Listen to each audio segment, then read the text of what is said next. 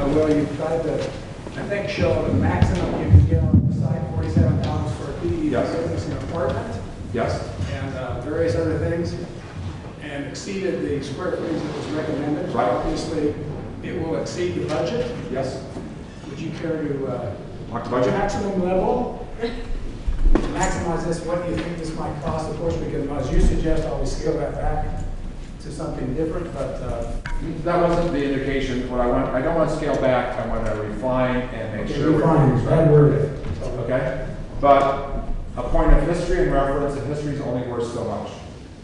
A decade, almost 14 years ago now, did the Nevada Museum of Art. At that time, it was built for $199 a square foot. So let's talk about a little inflation over the last 15 years, some back, some forward. But we believe that this is probably in the realm of, mid-twos plus. Again, there's a lot of things that can go a lot of different directions. I think we have to extrapolate just that. That would make it somewhere around a $10, $11 million project if we choose to go with the full endeavor.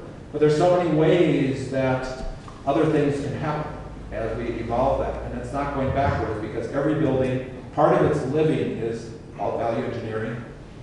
And we look at that, and often we're much better off after, we always are, than if we just didn't challenge it. So I believe that the budget is reasonable. I think we can arrive at the journey that is not dissimilar from the image that you're seeing, and it will meet your needs in every way. The strategies of that structure that you see, the efficiency of minimum volume, the maximum benefit to the art, that's all working for us.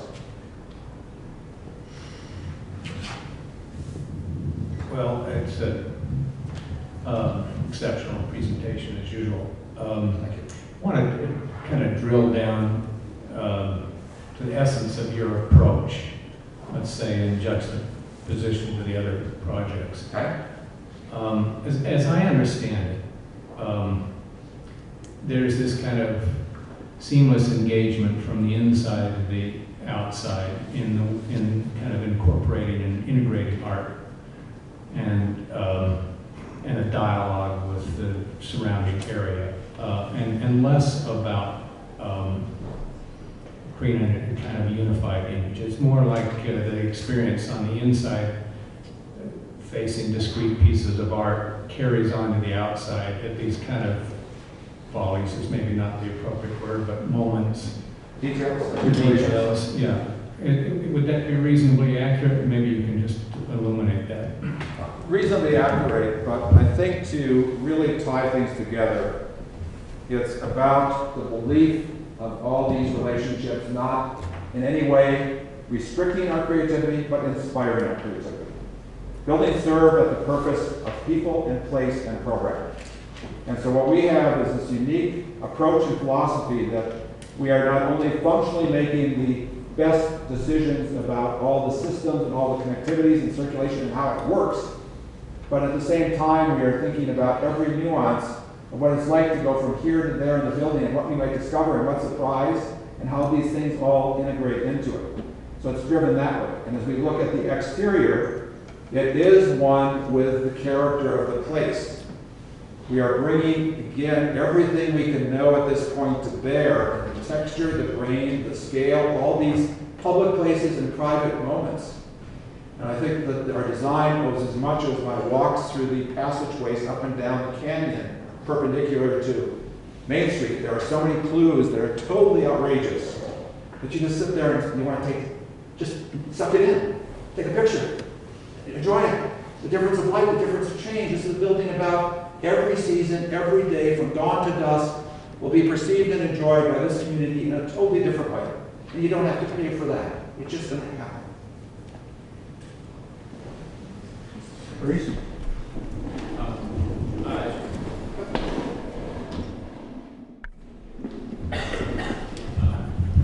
As always, it was a spirited presentation, very masterfully done, interactive with lots of things to play with. I enjoyed the history of what goes on here, what it might actually go on to become. Where do you place the building in terms of how do you talk about this issue of the building as an icon? how do you place it in the kind of trajectory of Kimball as a building that 50 years from now people will look back on as being a kind of defining moment on Main Street? What's your attitude about that? I guess my attitude stems again from life and experience and the privilege, in part, from being at the American Academy in Rome in 1987, when my research was tying the craft of making from Etruscan and Roman to the modern period. I stood in the brick casting areas where the bricks for the Pantheon were built. And I guess to put this in parallel, and I know we're talking a language here, do some folks here possibly know Carlo Scarpa? He's a great Italian architect. And he worked on a castle in Verona. It was called Castle Vecchio. And and I'm looking at the original Kimball garage as it could be this castle. And I'm coming with a sensibility to not only, in that case, it was mostly restoration, but with some monumental things that have made it a timeless icon, the top of the 20th century. So I see that there's this dialogue, and it's not just about this building, but it's about all the buildings we love in this town, and all the little nuances and moments, and during these workshops, with the public workshops, people are going to drag me out, I hope, in back alleys and other things to show me things I didn't even know existed, right? So I believe that this is about making the icon of the place, because generally those things in my following of architecture and passion and love for it that really stick are always about that place. They're inextricably, they're not just about a leap in technology or a leap in form or a new digital form parameter making or a twist or a that, right? They're really about getting at the core of what these places have been about. Your guy lives in a city, you got Tom Jefferson, you're making of it all the time, right? And look at that architecture. So it's more about the everyday, in your mind. I mean, it's about the everyday as opposed to the exceptional. No. I'm saying that by respect of the everyday, when we look at great architecture, it becomes the touchstone of these communities and the points of pride and landmarks. I mean, little did I know when I did a central library in the city of Phoenix that this $98 square foot building would become the most loved icon there. Most men don't have the privilege of living to see the kind of respect and energy that you feel in the building. So it can be iconic, and people today, 15 years after its completion, constantly travel from around the world. It's on a pilgrimage of architecture. We created an icon when all that my librarian, my director wanted, was a box that would be functional and flexible, and they could maintain it in a minimum tax dollars because that's all he had. And the two serve each other, and they reach beyond in the budget because we kept reaching and reaching and reaching, became something bigger than life because, again, we looked to the landscape, we looked to the neighborhood. And so great architecture is about its urban place. It's about its context, it's about its purpose, it's about staff that will be extremely efficient and happy every day they come to the building. And it'll be the pride of the community, and every visitor that comes, they will remember this in their life of their journey through the great landmarks of the world. I thoroughly believe that's what we're presenting here as our desire to move forward.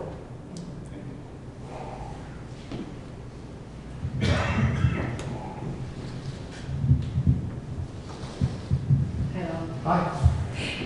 I really love how inviting the entrance is as you're coming down Main Street. I want to be a part of whatever's going on in there, and that is a really different approach from what we have currently. And it's really, it bestows the energy and the dynamic energy of what's going on inside. You talk about the urbanism.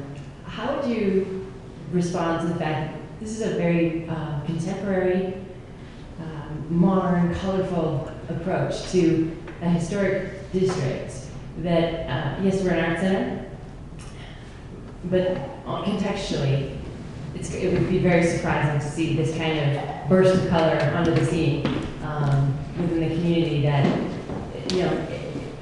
I'm wondering how you would respond to whether this is a bigger city, a warmer climate.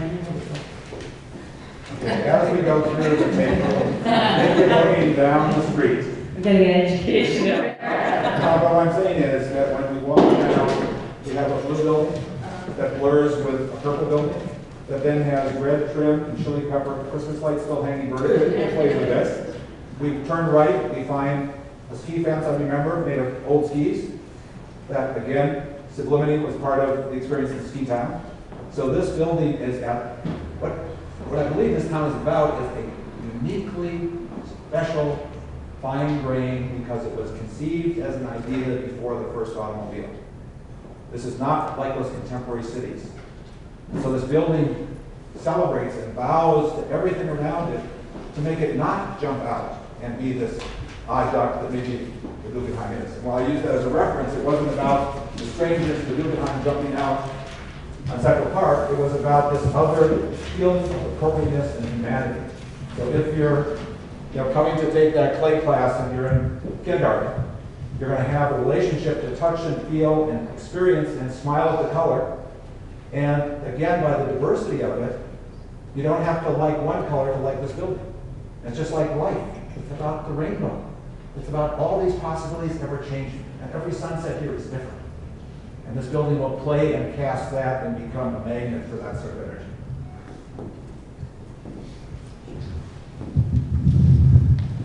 Can you talk a little bit about the historic building, about what you are keeping of what we see here? Trusses, walls, windows. How did you approach how you were going to treat the historic part of this? The historic part of this building, as indicated on our model, first we will look at the archaeological, historic records of Hobbs, etc., that goes back to its birth in 1927. And again, we are looking at saving in totality the 3 original walls of the building, in totality. Our scheme is not even changing the apertures to any other form or proportion or scale. We are proposing weathering the windows, but working within the context of these steel windows.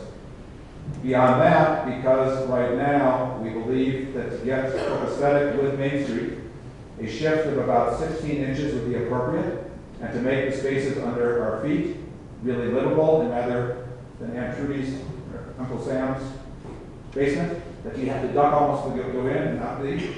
So while we're excavating for our lecture and screening room, we take advantage of that. We do underpinning, which is common throughout to this sort of restoration work, and there'll be a time, just as the facade on, this is the whiskey bar, whiskey thing over there? That facade thing. So it was that sort of approach. If we want to enjoy this roof plane as this green environment, this sculpture space for loading, this place for people and parties and weddings and all kinds of things to happen, this would not meet that agenda. So our approach is that as people drive up, they will see the old calligraphy, we cover because you can, the old painting from 1927 that's on the south side, north side of the building. And this will be this beautiful treasured artifact that then will reach into the whole grain and texture of the new building. And we believe that will be the most affordable, the most efficient, and the most direct way to accomplish all your needs and having the privilege and respect that this original foundation demands and desires. If I could add just a few more things. If I interpret the question in a different way, you were asking what did we feel was something that we were going to keep versus what we changed. So in our understanding of the meetings when we were here in November, in our analysis, the documentation that they provided to us, this building has been through a series of renovations. And the real value of it is the 3 facades. That's the image that has representation of the town. What actually is behind here is not that significant in its reality of a historic structure. So that's where we put our energy, to respect the image and the integrity of how it fits into the community, but work within the interior, which we'll explain, to tie the 2 buildings together to make a holistic, integrated Kimball Arts Center. Thank you, Robert.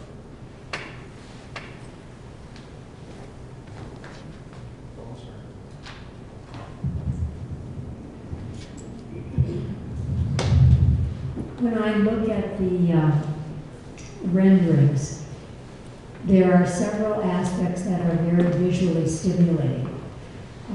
From the street scene, looking from the street into the glass on the first floor to appreciate all the activity going inside, to the tactile, colorful aspect of the facade that curves around, to the wind turbines on top, do you intend to have one aspect be the focal point that passerby would gravitate to, or do you intend that it all in unison becomes the focal point of the intersection? I think we have made a symphony, and we have not made a piece for string quartet. I think we have made something that will draw the person on foot, looking across their windshield as they approach on Heber on their first visit to town. And whether they know about the museum or not, the center, they will want to go and check it out because it's going to be there. It's a building that they will feel comfortable in and comfortable about while they stand back and say, oh my gosh, in our town, isn't this wonderful? This is where the journey will be. And with the exhibits that come, the programs, the lectures, the speakers, the next person that's going to be curating the Gallery of Light. And it's amazing what happens. There's a building that's a high-rise in Portland right now. I think you know the building, the GGF building. I forget its other name. But it's a high-rise in downtown Portland, and I taught up there and done some things there. And there are 4 wind turbines on a corner of the roof. Everybody thinks it's the greenest building in Portland because of those 4 turbines.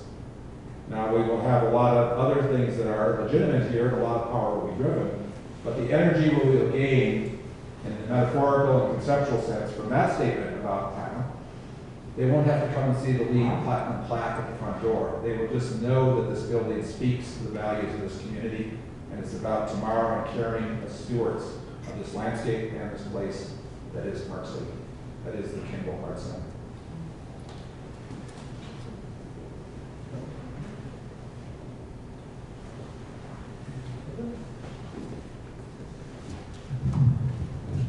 Well, I do have a few more minutes left. Could you talk a little bit about, you talked about workshops and things like that. Could you very briefly talk about how you would like to interact with the Kimball and the community as if you were selected to move forward? The vector that I would see would start obviously with meeting an extension of our November 3rd briefing, where we work with staff to iterate your desires of program, because at the first grounding, I think, to legitimately understand the program really at minute detail, how many outlets, how many cable jacks, where all these things can be, down to the finishes and what is the size of the kiln and where that's at. And we do that, and the public knows that's happening. But I think that when we firmly ground that, we will then be able to do first a sound check, if you will, against what we proposed here, to know where the flaws or improvements might be. But then I think very quickly, so that people don't think something's happening in the back room, it's all done deal and it's going there, very quickly with the great energy you built with this whole process, we probably even hold the first public meeting while we're having the first workshops on that, to talk to the public about what our next steps they can expect. What is this conversation? Where are the limits of I can say, I can't say, and what it's all about? Work a way to really give them the conversation that we enjoyed in this room with wonderful audience here, but bring that out in a broader context to the community. Maybe there's a panel even on educational TV here. Maybe there's a conversation about that. But I do not shy. If you want us to have and feel it's in our best interest, 5 public meetings, or if you tell me there's going to be 28 just like Phoenix Central Library, I'm in. You know, it's really about whatever is appropriate to do that, and you have to know when to say when. You know, but again, testing it, challenging it, refining it. While that's happening, I think we want to look at professional cost estimating to again not take, we haven't brought you a folly, it is not a folly. It is a real, buildable, approachable, flexible, logical, simple, structurally elegant solution. But we want to test that with cost estimating. Whether it's appropriate to have some sort of construction management conversation about what we have on the graph on the far side, because what you see in that far graph about how we might go forward with the schedule, the thing that doesn't change in all 3 of our scenarios is the green line. To design it is to design it. How we choose to vector out from that to the completion of it has the variable, as I mentioned, of 180 days. So to design is to design. But again, it's interactive, it's respectful, it's responsive, and it will grow into that. Soon there'll be a builder. So does that help talk about that process a little bit? And we also know we have historic to deal with, we have commissioners to deal with, we have city council to deal with. I'm not, they're all players in the game. And again, properly navigated. If I could add just a little bit more to Will's answer, and Jim, I think it was you asked earlier about the budget, is the other thing in this early process that we believe strongly in. When we talk about pragmatism and poetry, it's not just about the architecture and the building and the space plan that works. Pragmatism actually is about the process that we put in place. Professional process of managing your budget and your expectations. So early on, in dealing with the budget, Jim, is we want to look at fine-tuning the program to all these nuances that Will was talking about. Because it's the program and the expectation of what you want that needs to work together. And if we've shot too high on the program, which is basically the challenge was provide spaces that provide a complete building. What are the spaces we're missing and not thinking about? So we added those spaces. But if 47,000 square feet doesn't match the budget, then we can do one of two things: move the budget up or analyze the program a little bit further. So early on, once we get in line with the expectations of budget and program, then all kinds of things can start happening. And that ties into the schedule, which you guys can review later on, of course, but there are many different scenarios. And as a firm, we're not just interested in the big idea, we're also interested in delivering the big idea. So that when you open the doors, you are fulfilled, you've met your requirements, the community's excited, your board's excited, that everybody believes that we treated your expectations appropriately. I think seems to me that the jury is satisfied with what they've heard, so I'll just give you a final minute or two, Will, to wrap up as you want. The wrap up. Again, just to a basic point, and as long as Rob brought it to the point of process, this idea of pragmatism and poetry. We can have architecture that is totally pragmatic, and there are approaches that might be more orthogonal and simpler and classical or this or that, and it will feel pragmatic. They'll keep out the weather, they'll be platinum, all these things will happen, but they won't excite us to the ambition of architecture and art. We can equally have architecture that strives to poetic extreme. Poetic extreme. It's about form, it's about the now, it's about this big wow. And that's not what we presented for you tonight, this afternoon. What we presented to you is what we define as architecture, and that is when we take pragmatism here, we take poetry here, and it's not either this or that, it's about this. Balancing those two into reality is where the real architecture lives. Because it's really hard to keep up staff morale and sometimes even maintain the budget of a building if you have a poetic abstraction that nobody likes to come to work in, doesn't really handle where that art's going to come through the loading dock or these other issues. Really is hard. Likewise, it's really hard to be prideful and not just have this fall into the hollow. It's got it as a fun competition. But, it's about, grabbing the energy, grabbing the moment, if you will. So for us, we think we have respected this balance that we need for architecture to be in a dynamic, exciting way of spaces that will be discoveries for everybody that crosses its threshold, and we be part of a conversation beyond the blog conversation we've enjoyed in the last 2 months. So we have a substance of this reality. We're ready to proceed post-haste. Again, with care and thoughtfulness, we believe that we have created an architecture that is a celebration of your place and the people that are in your community and the community that we become as a global community. So thank you very much for this work.